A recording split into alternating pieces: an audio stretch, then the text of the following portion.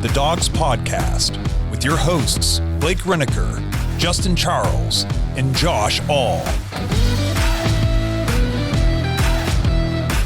What's up, Browns fans? Welcome back to another episode of the Dawgs podcast presented by Manly Bands. Josh All, your host today. Don't have a whole lot of great things to talk about as Browns training camp continues to go here midweek. Martin Emerson down, Dawand Jones off the field, Mike Woods goodbye, just a whole lot of things going on, and unfortunately not a whole lot of positive stuff, but we do have a certain quarterback finally taking reps against first team defenses, so we will dive into some of that as well. Before I get into the update here on what is today, Wednesday, I just want to remind everybody, head to jointhedawgs.com right now if you want to play fantasy football with us this year.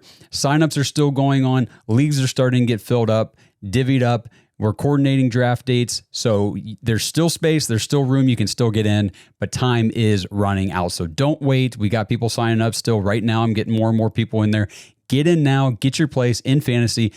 It's a ton of fun. It's just $5 a month to be a part of the Patreon. You're basically donating a cup of coffee to us each month. You don't know it's gone, but it helps out the show a ton. And you get access to the private Discord and everything else that comes with being a Patreon member, a Dog Pack member, plus play fantasy football with us. So that is at jointhedawgs.com. So the big news, obviously, out of training camp yesterday on Tuesday, cornerback Martin Emerson Jr. down on the field with a non-contact injury, carted off the field. Just not a great scene by all accounts at training camp. And obviously, anytime you get these non-contact injuries, it's pretty much always an ACL or usually an Achilles tear. And they are usually the season-ending type of injuries. And it was confirmed after practice yesterday that, yes, it was an Achilles injury. Severity still not determined. MRI was coming today. Well, that MRI confirmed today that Emerson did indeed rupture his Achilles. He will have surgery, and he will miss the entirety of the 2025 season. The Browns have placed him on IR, and he's done. He's done. The Browns are down probably, based on how you feel about the cornerback position, probably their number 2 cornerback is down, a guy that during his first 2 seasons in the NFL, we were thinking, hey, maybe this guy could be the future cornerback 1 on the Browns roster. I've seen the comments out there from people that say, oh, Martin Emerson's injured, no big deal, won't be missed, not a big loss. Cut it out. Knock it off. That is absurd talk. Martin Emerson Jr. is a great defender and a great component, a great piece of the Browns defense and their secondary. Did he have a down year in 2024? Yes. Point to me any Browns player outside of a few who did not have a down year in 2024. It was the worst year for most of our players. Okay. If your name wasn't Jerry Jeudy or Myles Garrett or Denzel Ward, you didn't have a good season in 2024. Martin Emerson Jr. had a phenomenal rookie season, came out and just blew away expectations for being a 3rd round pick. And it really looked like, wow, the Browns landed something here in the 3rd round. And then he followed that up in 2023 in his second season and should have been a Pro Bowler. He had the season he had was unreal. Obviously, the down season last year in 2024, but he came into training camp this year, dialed in, focused, talking about it, knew, yes, I had a down year last year, and I'm here to prove that that was the anomaly and not the rule. And it's a contract year for him. This is year 4. It's the last year of his rookie contract. He's playing for that next big deal, hopefully a big extension with the Browns. And if the Browns opted not to extend him, then he was going to be a high priority free agent come next offseason. Now, with the ruptured Achilles, the missed season, things are going to get a little bit hairy for Martin Emerson Jr. Now, could it work out in the Browns' favor? I'm not saying that injuries are ever a good thing, but I'm just saying I'm looking at it glass half full. Glass half full. It's been a long day for me. Anyway, so Martin Emerson, could the Browns come to terms with him and say, look, we know what you're capable of. You've been here. And give him like a 2-year deal. Obviously, it wouldn't be the money that he would have most likely earned himself had he played this season. But a 2-year deal, because next year, obviously, when you come back from the Achilles, he's not going to be 100%. He's not going to be himself. He's not going to be up to his complete full capacity as a player. So he almost would, they could give him that first year, like, okay, come back and prove it, get healthy. And then the following year, obviously, you'd be playing for your contract, your next big contract, which he would only be like 26. Still in his prime as a cornerback, still capable of earning a big contract. So it's not like he's 28 years old and ruptured his Achilles. He's like 23 or 24, maybe, somewhere in there. He's a young guy. He'll bounce back. He'll be okay. But it could be an opportunity for the Browns to retain him on a much lower price point than what we were previously anticipating. And why that's important to talk about is because I've been talking about all offseason how the Browns are going to probably have to decide here this season. It's audition time between Greg Newsome and Martin Emerson. Which guy is going to get the extension with the Browns and be here for that next contract alongside Denzel Ward? Because there's no way we can keep all three of these guys.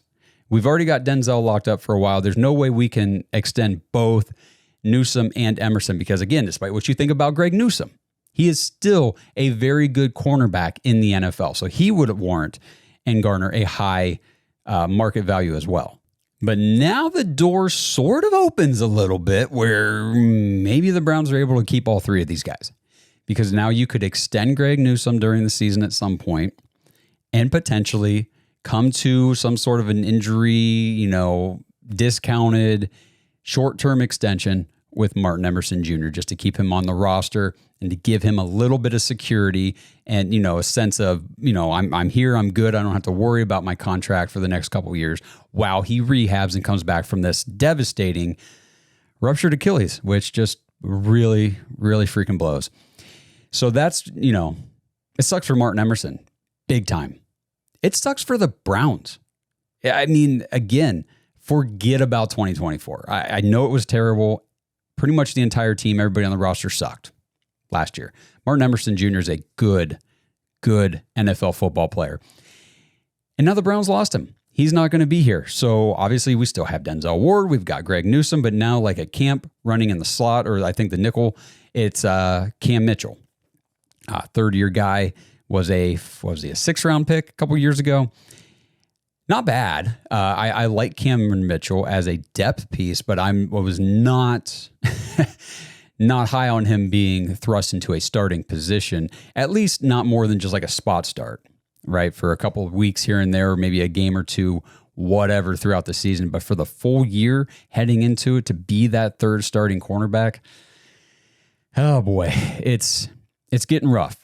It's definitely getting rough. And the vibes right now have just been one blow after another. I mean, whether or not you liked Kenny Pickett or wanted him to be the starting quarterback or didn't, whatever, we got that injury that just happened. So we're dealing with that. Martin Emerson Jr. comes out, ruptured the Achilles. And then another report today. Now this one, before I even say what happened, let me just throw it out there that everybody who reported on that said does not look to be a big deal. But it's worth mentioning because it's a guy who ended the last 2 seasons on IR, and it's Dawand Jones was semi-carted off the field. I saw the reports on Twitter. Dawand Jones carted off the field at Browns practice, people freaking out. And then you started to see more reports saying, well, he wasn't really carted off in the usual sense. He rode in the front seat of the cart to the facility, from the practice field to the facility. And I've been listening to some other people talk about injuries and things at training camp at this time of year, and they say, listen, these guys get transported from the field to the training facility anytime there's a little nick and bruise. They could stub their toe, and it's like they get a cramp, and they could ride the cart over to the building. So maybe not a huge deal here for Dawand Jones. It wasn't anything like we saw with Emerson a day ago, but it's still worth noting that now Dawand Jones is getting moved off the field into the facility with who knows what. I don't think it has been reported.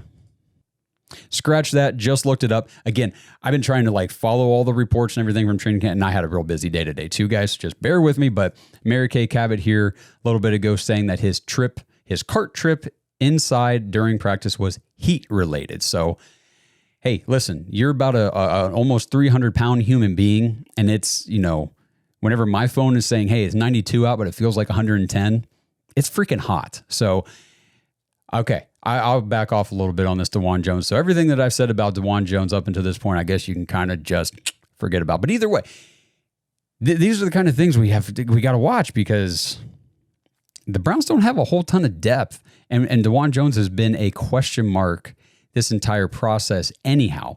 Moving to left tackle, having, shown some flashes his first 2 years, but been primarily injured those first 2 years also. And it's like, can this guy make the leap to the left tackle and be a full-time starter, a reliable starter for the Browns? So sounds like the expectations are Dawand Jones will be back at practice probably tomorrow. I mean, I remember back in high school, I had a heat, what do they call them? A heat stroke or whatever during a 2-a-day. And it was different. It was a different kind of sick. It was sort of like having like the flu, maybe like a stomach bug, but it was just the fatigue. It was weird. It was weird. So if anybody out there has ever experienced that, drop in the comments. Let me know how it went for you guys too. But heat related for Dawand Jones. Hopefully nothing more than that. Nothing to be concerned about. This episode is sponsored by Manly Bands.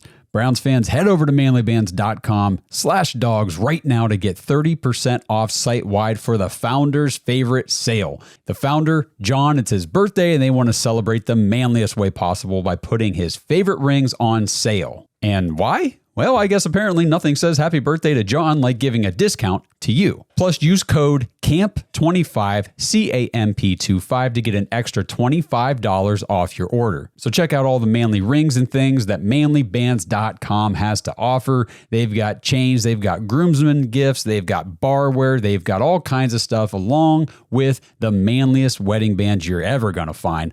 Awesome stuff. Awesome materials, awesome designs. You've heard me talk about it forever, but if you haven't actually gone and checked it out, now is the time to do it. 30% off site-wide for the founders, favorites, sale at manlybands.com/dogs, and use promo code CAMP25 for an extra $25 off your order.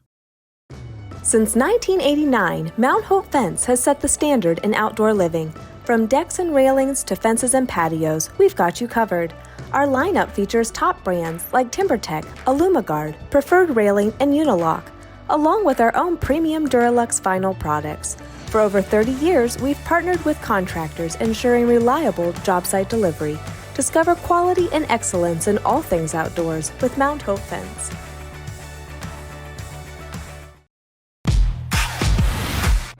Next thing that popped up today, coming out of Browns training camp, was the Browns released wide receiver Michael Woods. Michael Woods no longer on the team. He was a 6th-round pick back in, I'm thinking it was 2022. He tore his Achilles his second season, missed the year, and then, came back. He had he played a little bit last year, I should say. It wasn't anything crazy. He's never been more than just a guy that ends up out there whenever there's injuries or just not enough depth. And apparently he had missed the last, I believe, 5 practices of training camp with a hand injury. And the Browns have some young wide receivers right now that are actually making a serious case for the roster. And when you've got a guy who has a history of being injured, he's on the final year of his rookie deal, so there's really no future. You're not extending Michael Woods. So this is it for him. And he's already not practicing with another injury. You got other guys who are showing they're worthy of a roster spot. Move on from Michael Woods. He is gone because I think guys like Luke Floria and Gage Larvadain are making serious cases to be on the Browns roster come September. I mean, Floria, if you watch any highlight videos from any of the quarterbacks, any compilation videos, it doesn't matter who the quarterback is, watch their compilation video, usually from Cameron Justice. That girl rocks. Luke Floria is on the receiving end of multiple passes. He is out there. He's running routes with the first team, the second team. He's rotating in, and whenever they're throwing the ball to him, he's making the play. And the other guy, Gage Larvadain, these are 2 UDFA rookies. Larvadain is on the receiving end of so many highlight reels, and it seems like a lot of them are from Shedeur Sanders. The touchdown in the back of the end zone that went viral the other day. I mean, that catch by Larvadain. It was a great throw, great ball placement, but it's an incomplete pass if Larvadain does not get both feet somehow in bounds. And if you go watch that play, I don't know how he did it. I don't know how he got both feet in bounds, but he did. And it's stuff like that that makes you think, okay, there's some talent here in these UDFAs. And for the Browns, what they currently have in the wide receiver room, it's really all we need. It's all it's going to take to make a crack at this roster, because Woods is already gone. David Bell's on the NFI. It's the final year of his rookie contract as well. I don't know why they're even holding on to him. I wouldn't. Does anybody out there want David Bell on the team? Nothing personal with David Bell. He's just never been a dude. He hasn't even been a jag, just a guy. Like he's the back end of the depth chart type of player that doesn't do anything.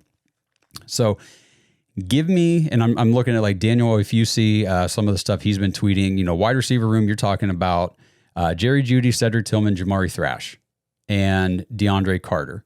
So he said right now you can pretty much pencil those 4 guys into roster spots.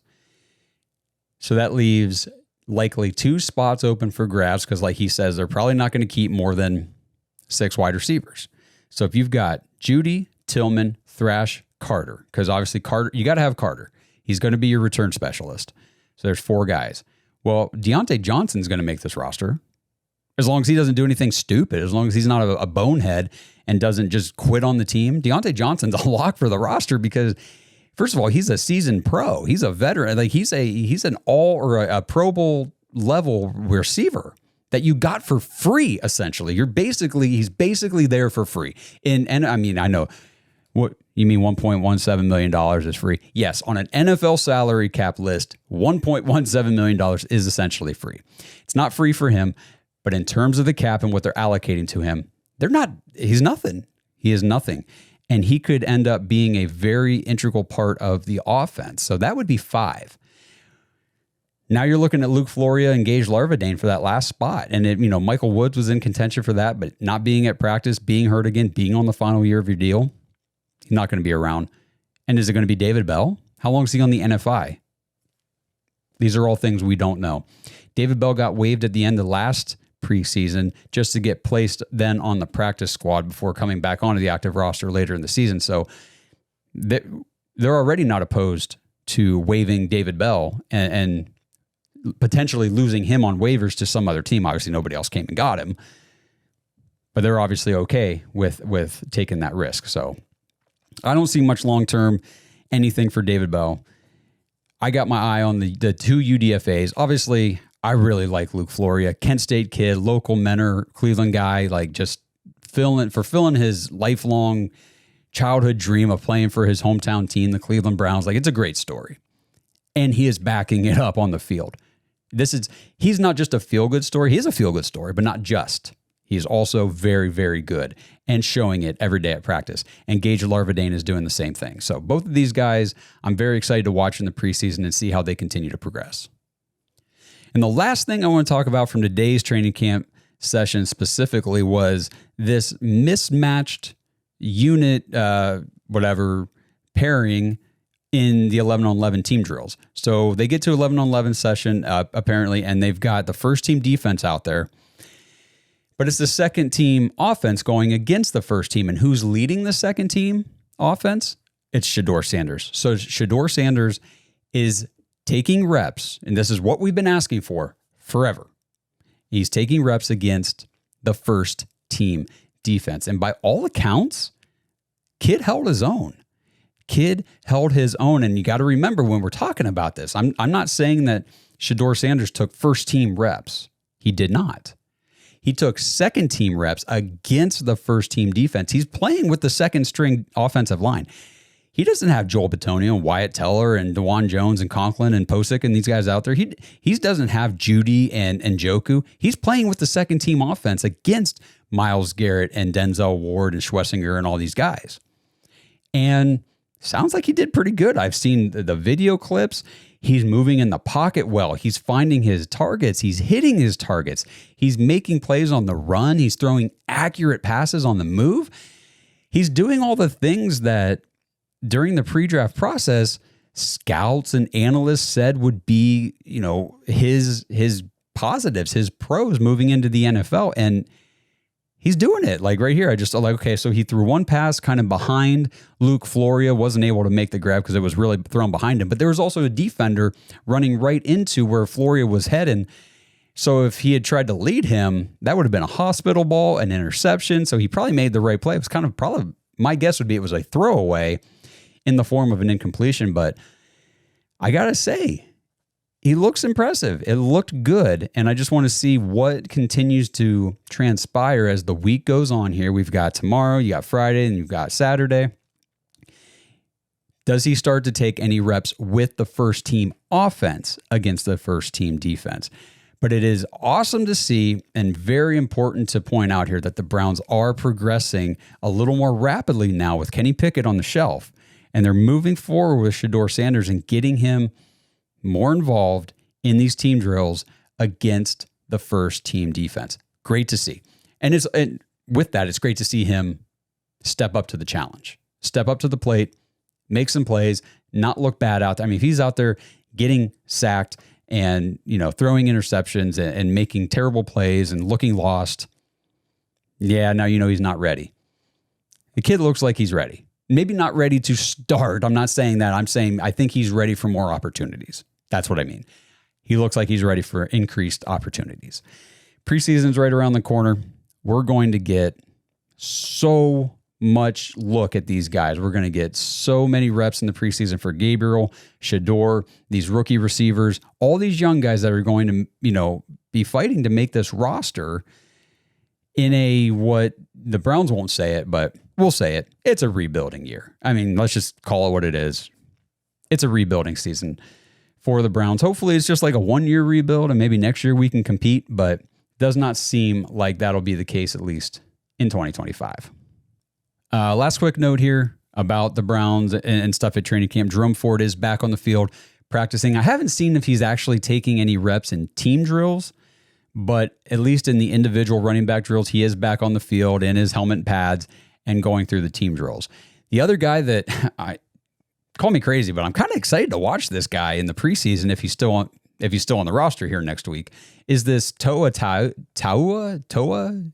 I don't even know how to say his name. The young man from Nevada who played in the UFL, played for the Michigan Panthers the last couple seasons, was the UFL touchdown leader, rushing touchdown leader last season, and the Browns signed him at least to come in here and practice and be, the assumption is he's a camp body with Quinshon Judkins not signed yet. And you know what? Yes, I'm excited to watch Toa. Let me talk about Quinshon real quick. That just kind of reminds me. So Jimmy Haslam was asked about Quinshon Judkins the other day, and his quote, I'm not going to go through the whole thing, quote was cautiously optimistic that a deal still gets done, he still gets signed. Quinshon Judkins, and this is, whatever, July 30th, might be August 1st by the time you guys listen to this, however it is. I don't see any way in which Quinshon Judkins, first of all, is not a part of this team moving forward. I think he will be. I don't know how many games he even misses. I don't know what the suspension is going to end up coming down as, because we don't have any more information. There's no new details or anything about his situation. But in my opinion, and you guys let me know what you think in the comments, but in my opinion, if he were signed, if he had already signed his deal, back when all the other rookies we drafted signed their contracts, if he had already been under contract before the whole domestic violence situation came out and he got arrested, Quinshon Judkins would be at Browns training camp right now, taking reps with the first team. Done deal. Why do I say that? Because Devin Bush is there. Yeah, Devin Bush is, he's got his whole domestic violence situation going on right now. He's out there with the first team defense, taking reps, getting ready for the season, practicing. Mike Hall last year got arrested for domestic violence. Next day was on the field, practicing, getting ready for the season. If Quinshon Judkins had been signed, if he had already had his contract done, I 100% believe he would be on the field right now practicing for the Browns. So we will see what ends up happening with him. But again, I think once the whole legal situation starts to simmer down a little bit and all that kind of stuff, they'll sign him. They'll get him out there. I wouldn't be surprised to see him, maybe not next week in the preseason game against the Panthers, but possibly the following week out there against the Eagles. Again, time will tell. Things can change on a dime in the news cycle, but that's just kind of my perspective and my gut feeling right now as we speed on into August. I can't believe we're here already. I can't believe July is over. It just completely vanished. And it's crazy because that is like the big dead period for the NFL. There's nothing going on for like 5 weeks. And then boom, it's just training camp and preseason and all this stuff. And then it's the regular season. July still went fast. Crazy stuff. But here we are heading into August, heading into preseason games starting next week. Very, very exciting to see the Browns out there finally back in pads, having their first, from what I'm reading, I guess I didn't realize this. It's the first time we've had tackling to the ground in training camp under Kevin Stefanski. Cool. Get physical out there, guys, because I'm tired of watching you get pushed around like a bunch of sissies by these other teams every Sunday. And it's because you practice soft. Cleveland Browns, you guys practice soft, or at least you have in the past. Good to see these guys. Carson Schweschinger, did you guys see that hit he put on Dylan Sampson the other day? Oh, he's going to be fun to watch. Well, both of them are going to be fun to watch, but Carson is going to be real fun to watch for the Browns this season. So let me know what you guys think. Anything from training camp that I didn't touch on that you saw, you heard, you read, whatever. We'll talk about it, and we can bring it up on the next episode and all that kind of stuff.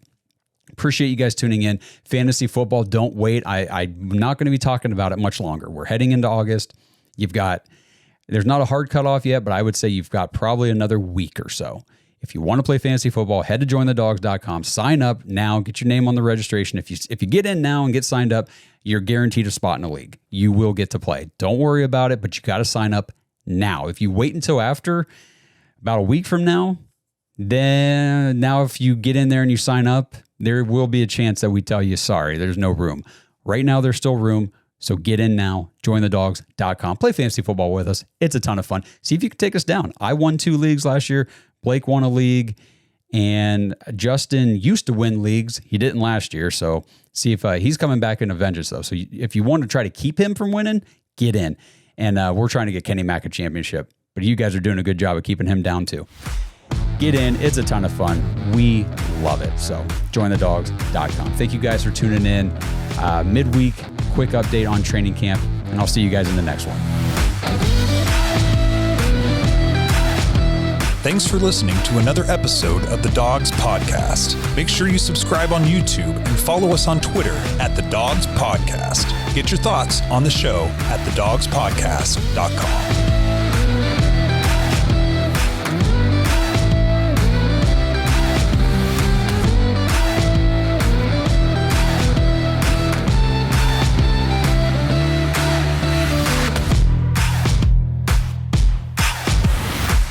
This episode is sponsored by ISSA. Browns fans, if you're into health and fitness, have you ever wondered how you could maybe turn those hobbies and your passion into an actual career? If that sounds interesting to you, then ISSA has the opportunity you've been looking for.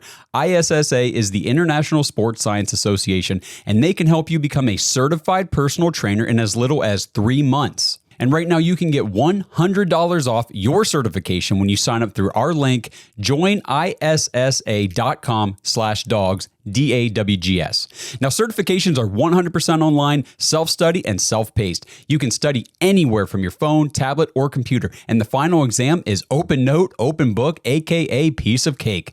Except you fitness nuts probably don't eat a ton of cake, so let's just call it a piece of delicious protein bar. And ISSA has the #1 job guarantee in the industry. If you get certified and sign up to be a certified trainer with ISSA, you have a job guarantee or your money back. ISSA has over 10,000 gym partners that have over 73,000 open jobs for trainers right now. And you don't need a 4-year degree or a 2-year degree. You just need your certification to qualify for these jobs. So what are you waiting for? With certification this simple, there's no excuse not to pursue your passion and become a certified personal trainer today. Get $100 off your certification at joinissa.com/dogs. You've wanted to make a change long enough? Now it's time to do something about it. That's joinissa.com/dogs for $100 off your personal trainer certification.